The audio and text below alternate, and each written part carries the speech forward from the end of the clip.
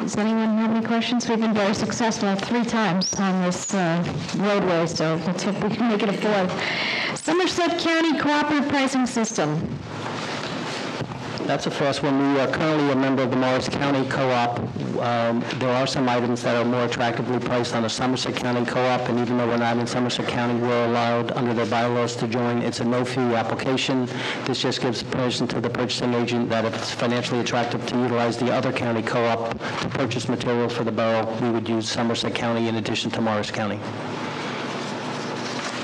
Any questions?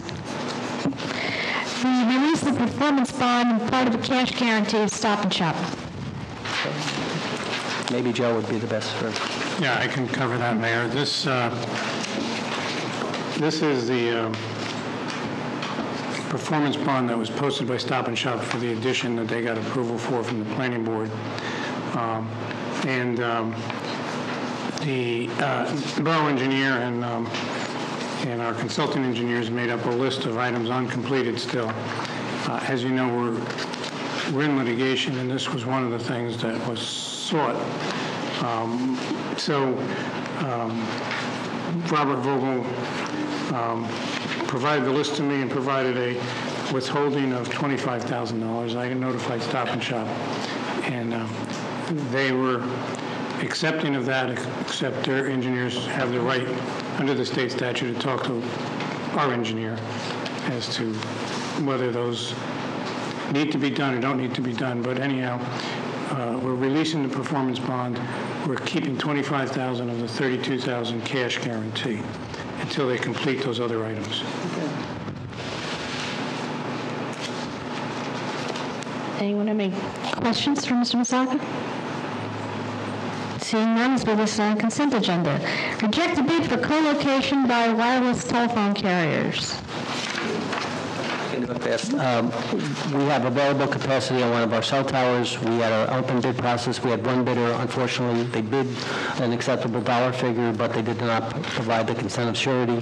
The borough attorney reviewed it. It's a mandatory rejection under New Jersey law, and the borough attorney and the purchasing agent, unfortunately, is recommending that we reject the bid. We will redraft the specifications to clarify some other exceptions that were taken by the bidder, and hopefully go back out to bid, and hopefully get them and additional companies to pursue the bidding. It's an annual contract, and we'd like to get the revenue. I agree. Any questions? Seeing none, there'll be listed on the consent agenda. Ordinances for hearing. Okay, and to the agenda. Oops, I'm sorry. Oops. Wait a minute. 27 wasn't heard tonight. No, when we get to it. Okay. Yeah. I'm sorry, number 11. You're right. This is a real short one. I asked that this be put on the agenda at the last minute. Our zoning officer, Frank Russo, put in a request for temporary signs. We seem to get so many of these little signs that, Madison dating, Jersey cheerleaders, whatever, stuck up all around town. And the worst part is not only they put up, but they're never taken down, except seems to be I'm the one out there in Ray pulling signs up. And since we do have in our ordinance that you're not allowed to have off-site advertising, except the exception of, I guess, garage sales. Usually people put those up and take them down, or realty signs. This is a Morris County 4-H Club has requested to put up temporary signage for a fair at Chubb Park in Chester.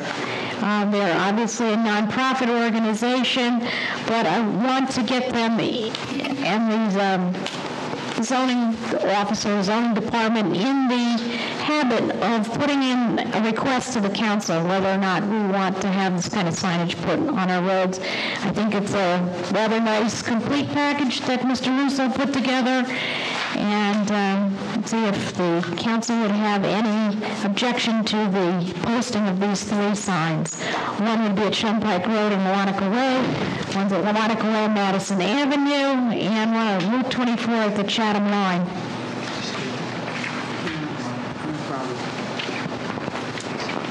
If there is no problem, then this will be We will tell Mr. Russo then that this is acceptable to be installed. All right, now, Mayor, number one, you jumped over number one. number one. Oh my God. I missed number one. How did I miss number? Sorry about that. Oh, it's on the way down in the bottom, sorry. Appropriations for Dodge Field. Agenda discussion number one. How did I miss that? I'm sorry. Chris Evans was here. Okay. Actually, I put this on because, actually, Doc, this is your department. I put the agenda item on because we're trying to get Dodge Field out to bid. It's going to be difficult hitting the right time that we can do any installation work in between seasons. We had appropriated money in the budget, in the capital budget for this. And I want to see if the council is willing to introduce an appropriation ordinance to cover this scope of the work. I have a question. Okay? Looking back to the capital budget, I believe we put down 68,000, and now the estimate is 95,000. So is it 95,000, the true cost, since I see the paperwork here, which totaling up to 95,000 now? The estimate is the correct figure of the scope of the work. During the capital budget, I think the initial request was 60. The council, there were multiple requests, and if you look at the capital budget, there was a multi-million-dollar request, and it was shaved down. There was also a couple hundred, I think $400,000 for Rosedale. There was a $500,000 towards the turf field. All of that was reduced. So I think what was done here with the agenda recommendation was basically to recognize the cost of actually doing the bare bones, which is the $95,000 is the base bid plus the alternate. With the alternate, and I think that's what we talked about at the hearing, the budget hearing, was that our department, Public Works, would try to clean out that under drain first, which was the $20,000 bid alternate. There were also some other items, I think, that were removed.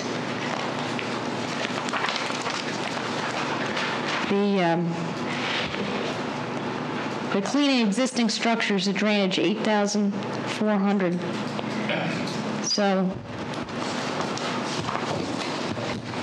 I didn't come up with the 95,000. I have another question. Resolution 263-2008 was listed here. Right. Now, that was for $34,000, but for both fields, both Dodge Field and Rosedale. So which portion of it's now in the estimate? They have done the design specifications and the schematics for both projects.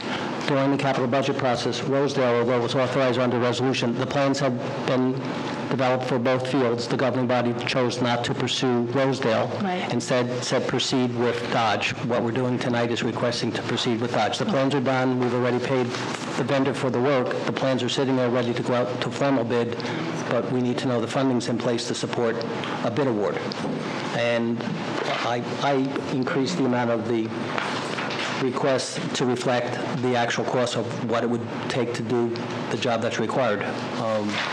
The capital budget is a guide. I mean, obviously, we have amended this evening to incorporate the project that we're doing with the joint meeting. So if you were so inclined to fully fund this ordinance, we simultaneously could amend the capital budget accordingly at the same time.